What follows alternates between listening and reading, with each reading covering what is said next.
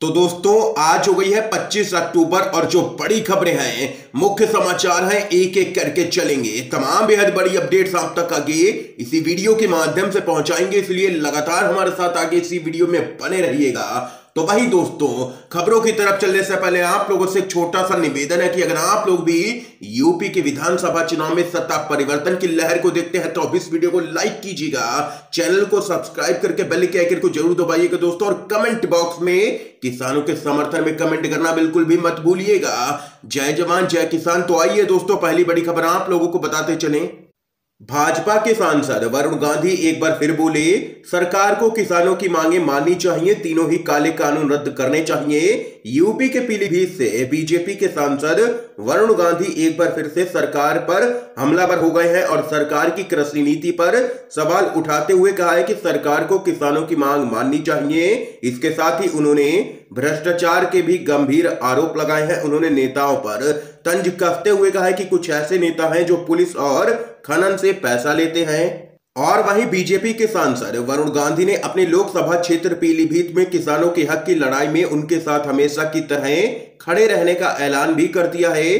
कृषि कानून का विरोध कर रहे किसानों के पक्ष में खड़े वरुण गांधी ने दूसरे सांसदों को भी नसीहत दी है और बोले हैं, जमीर जिंदा है तो राजनीति की चिंता छोड़ो और जो सही है उस पर खुल करके बोलो। उन्होंने कहा है कि मैं ऐसा सांसद नहीं हूं जो झूठ को झूठ और सच को सच कहने की हिम्मत ना जुटा पाऊं। और वहीं वरुण गांधी ने दो टूक कह दिया है कि मैं किसी से भी डरने वाला नहीं हूं, जो सही होगा वो खुल करके बोलूंगा और किसानों के समर्थन में हमेशा ही खड़ा रहूंगा। ये यहां पर वरुण गांधी की तरफ से एक और बड़ा बयान सामने निकल के आया है। अगली अपडेट बताते चलें।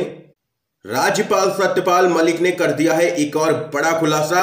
आरएसएस और बीजेपी की मुश्किलें बढ़ी हैं। 300 करोड़ का घूस ऑफर किए जाने के आरोपों में सत्यपाल मलिक ने अंबानी के बाद राम माधव का नाम लिया है। जी हां दोस्तों, आप लोगों को बताते चलें, पूर्ववर्ती राज्य जम्मू कश्मीर का राज्यपाल रहने के दौरान अंबानी और एक वरिष्ठ आरएसएस पदाधिकारी की 2 फाइलों को मंजूरी देने के बदले में 300 करोड़ रुपए घूस का ऑफर मिलने का आरोप लगाने के बाद अब सत्यपाल मलिक ने कहा है कि व्यक्ति का नाम लेना सही नहीं होगा, लेकिन हर किसी को पता है कि उस समय जम्मू कश्मीर में आरएसएस का प्रभारी कौन था। आप लोगों को बताते चले, उस समय जम्मू कश्मीर में आरएसएस का प्रभारी राम माधव थे। और यहां पर देख सकते हैं कि नाम लिए ही बगैर सत्यपाल मलिक ने कर दिया है खुलासा। दोस्तों एक और बड़ी खबर जान लेते हैं। टीवी चैनलों और सर्वे एजेंसियों के खिलाफ चुनाव आयोग पहुंची है बसपा। ओपिनियन पोल्स पर रोक लगाने की रखी है मांग। आप लोगों को बताते चलें, ओपिनियन पोल के जरिए जनता में ओपिनियन बनाने वाले टीवी चैनलों के लिए बुरी खबर साबित हो सकती है। प्रोपेगेंडा और ब्लैकमेलिंग के जरिए करोड़ों की उगाही और कमाई करने वाले टीवी चैनलों के लिए ये घाटे की खबर है। एक राष्ट्रीय दल चुनाव से पहले आने वाले ओपिनियन पोल्स पर प्रतिबंध लगाने की मांग कर रही है। किसी के पक्ष में माहौल बनाने और किसी के खिलाफ राय बनाने में माहिर एजेंसियों और टीवी चैनलों के खिलाफ शिकायत करते हुए बहुजन समाज पार्टी के राष्ट्रीय महासचिव सतीश मिश्रा ने चुनाव आयोग में लिखित शिकायत दे दी है। उन्होंने न सिर्फ इस बात की मांग की है कि चुनाव के 6 महीने पहले तक इस तरह के ओपिनियन पोल ना दिखाए जाए, बल्कि टीवी चैनलों और सर्वे करने वाली एजेंसियों की नीयत पर भी सवाल उठाए हैं उन्होंने। और वहीं आप लोगों को बताते चलें, अगर चुनाव आयोग ने बसपा की बात पर अमल यहां पर किया है और ओपिनियन पोल पर प्रतिबंध लगाता है तो ये ना सिर्फ एजेंसी और टीवी चैनलों के लिए सबक होगा, बल्कि भाजपा जैसी साधन संपन्न सत्ताधारी पार्टी के लिए नुकसानदेह भी साबित होगा, क्योंकि अधिकतर चुनाव के पहले टीवी चैनल भाजपा के पक्ष में माहौल बनाने लगते हैं और इन 5 राज्यों की जनता के मन में पहले से अपनी राय थोपने की तैयारी कर रहे टीवी चैनलों पर अगर समय रहते प्रतिबंध लग गया तो चुनावी नतीजे हैरानी भरे भी हो सकते हैं। ये यहाँ पर बड़ी खबर है दोस्तों, आप लोगों की क्या कुछ राय है इस खबर पे जरूर बता सकते हैं कि ओपिनियन पोल्स पर चुनाव से पहले रोक लगनी चाहिए या फिर नहीं। अपनी राय जरूर बताइएगा। एक और अपडेट की तरफ चलते हैं। अखिलेश यादव को मिला है ब्राह्मण महासभा का साथ। सपा को बिना शर्त समर्थन का ऐलान। बीजेपी की मुश्किलें बढ़ी। यूपी विधानसभा चुनाव जैसे जैसे नजदीक आ रहा है, जातीय गोलबंदी भी तेज हो रही है। विभिन्न जातियों के संगठनों ने भी अपना अपना समर्थन पार्टियों को देना अभी से ही शुरू कर दिया है। इस बार सबसे ज्यादा ब्राह्मण समाज को अपने पक्ष में करने में सभी पार्टियां लगी हुई हैं। इस बीच समाजवादी पार्टी को ब्राह्मण महासभा का साथ मिल चुका है। ब्राह्मण महासभा ने समाजवादी पार्टी को बिना शर्त के ही समर्थन का ऐलान किया है। अखिल भारतीय ब्राह्मण महासभा के राष्ट्रीय अध्यक्ष डॉक्टर केसी पांडे ने बयान जारी कर कहा है कि अखिल भारतीय ब्राह्मण महासभा बिना शर्त अखिलेश यादव को मुख्यमंत्री बनाने के लिए समाजवादी पार्टी को समर्थन देगी। और वहीं उन्होंने कहा है कि हर हाल में वर्ष 2022 में सपा सुप्रीमो अखिलेश यादव को मुख्यमंत्री बनाना ही है। स्थिति यह है कि यूपी में बदलाव की बयार चल रही है और जनता ने परिवर्तन का मन बना लिया है। ब्राह्मण समाज का हित समाजवादी पार्टी में ही सुरक्षित है। उन्होंने कहा है कि इस समय ब्राह्मणों का जितना उत्पीड़न और उनकी हत्याएं हो रही हैं, उतना तो बसपा सरकार में भी नहीं हुई थी। ये यहाँ पर दोस्तों देख सकते हैं कि जबरदस्त परिवर्तन की लहर देखने को मिल रही है यूपी के अंदर और अखिलेश यादव का जबरदस्त समर्थन बढ़ता ही जा रहा है, जो कि बीजेपी के लिए एक बड़ा झटका है। दोस्तों एक और बड़ी खबर बताते चलें। हिमाचल उपचुनाव में वोट बहिष्कार की खबरों से बेचैन हुए हैं सियासी दलों के नेता। आप लोगों को बताते चलें, स्वर्ण आयोग के गठन व अन्य लंबित मांगे पूरी न होने पर देवभूमि क्षत्रिय संगठन व स्वर्ण मोर्चा हिमाचल प्रदेश ने अपना रोष प्रकट किया है। इन दोनों ही संगठनों ने प्रदेश में होने वाले उपचुनाव का बहिष्कार करने का निर्णय लिया है। खास करके देवभूमि क्षत्रिय संगठन व स्वर्ण मोर्चा हिमाचल प्रदेश ने बीजेपी का बहिष्कार करने का मन बना लिया है। और वहीं प्रदेश में स्वर्ण आयोग के गठन की मांग पूरी न होने के बाद से सामान्य वर्ग के परिवारों में भारी आक्रोश है। यहां पर देख सकते हैं बड़ी खबर है, हिमाचल उपचुनाव में वोट बहिष्कार की खबरों से बेचैन हो चुके हैं सियासी दलों के नेता। एक और बड़ी खबर जान लेते हैं। पेट्रोल डीजल और टैक्स डकैती, राहुल और प्रियंका गांधी ने पीएम मोदी की सरकार पर लगाए हैं गंभीर आरोप। पेट्रोल डीजल की बढ़ती कीमतों को लेकर के कांग्रेस ने पीएम नरेंद्र मोदी और उनकी सरकार पर हमला बोला है।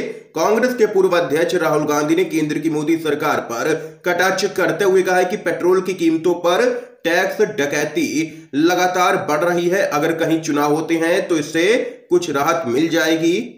और वहीं कांग्रेस की महासचिव प्रियंका गांधी ने भी पेट्रोल और डीजल की बढ़ती कीमतों को लेकर के केंद्र सरकार पर हमला बोला है। उन्होंने आरोप लगाया है कि नरेंद्र मोदी की नेतृत्व वाली सरकार ने जनता को कष्ट देने के कई रिकॉर्ड बनाए हैं। सबसे ज्यादा बेरोजगारी सरकार में है। मोदी सरकार में सरकारी संपत्तियां बिक रही हैं। मोदी सरकार में पेट्रोल के रेट एक साल में सबसे ज्यादा बढ़े हैं और मोदी सरकार खुलेआम जनता को लूट रही है। ये यहाँ पर जबरदस्त हमला राहुल गांधी और प्रियंका गांधी ने बोला है मोदी सरकार पर। एक और बड़ी खबर की तरफ चलते हैं दोस्तों। त्रिपुरा की रैली में बीजेपी पर बरसी है ममता बनर्जी, पीएम मोदी पर भी साधा है निशाना। जी हां दोस्तों, आप लोगों को बताते चलें, पश्चिम बंगाल की मुख्यमंत्री ममता बनर्जी ने आरोप लगाया है कि त्रिपुरा में यदि राजनीतिक विरोधी रैलियां निकालने का साहस करते हैं तो बीजेपी उन्हें पीटती है और महिला सांसद को भी नहीं बख्शा जाता है। वह त्रिपुरा की राजधानी अगरतला के पास एक जनसंपर्क कार्यक्रम के दौरान बीजेपी कार्यकर्ताओं के द्वारा तृणमूल कांग्रेस की राज्यसभा सदस्य सुष्मिता देव पर यहां पर हमला करने का जिक्र कर रही थी। दरअसल दोस्तों, तृणमूल कांग्रेस इस पूर्वोत्तर राज्य में 2023 में होने वाले विधानसभा चुनाव में बीजेपी को सत्ता से हटाने की कोशिश में जुटी है। और वहीं सीएम ममता बनर्जी ने इस दौरान प्रधानमंत्री मोदी पर भी निशाना साधा है। उन्होंने कहा है कि अभी भी 35 करोड़ लोगों को कोरोना वैक्सीन नहीं लगी है। इसके अलावा उन्होंने सवाल किया है कि कोरोना सर्टिफिकेट पर मोदी की तस्वीर है, फिर मृत्यु प्रमाण पत्र पर मोदी की तस्वीर क्यों नहीं है। ये यहाँ पर जबरदस्त तरीके से पीएम मोदी पर भड़की है ममता बनर्जी। एक और बड़ी खबर की तरफ चलते हैं। कांग्रेस के नेता गुलाम नबी आजाद ने कहा, कश्मीर में आर्टिकल 370 हटने के बाद भी कुछ नहीं बदला है, हम पहले कहीं बेहतर थे। आप लोगों को बताते चलें, कांग्रेस के वरिष्ठ नेता गुलाम नबी आजाद ने कश्मीर को लेकर के बीजेपी पर हमला बोला है। अमित शाह की 3 दिवसीय जम्मू कश्मीर यात्रा के बीच गुलाम नबी आजाद ने कहा है कि हमसे कहा गया था कि आर्टिकल 370 के हटने के बाद जम्मू कश्मीर बदल जाएगा, उसके विकास, अस्पताल और बेरोजगारी पर ध्यान दिया जाएगा, लेकिन ऐसा कुछ भी नहीं हो रहा है। असलियत में तो यह है कि जब राज्य को विभिन्न मुख्यमंत्रियों के द्वारा शासित किया जा रहा था तब हम कहीं बेहतर थे। हम इसमें बुरी तरह हार चुके हैं। राज्य को यहाँ पर 2 हिस्सों में बांटने के बाद भी हम बुरी तरह हारे हैं। विधानसभा भंग होने के बाद यहाँ पर हम पूरी तरीके से फेल हो चुके हैं, सरकार नाकाम है, ये कहना है गुलाम नबी आजाद का, और जबरदस्त तरीके से भड़के हैं केंद्र सरकार पर।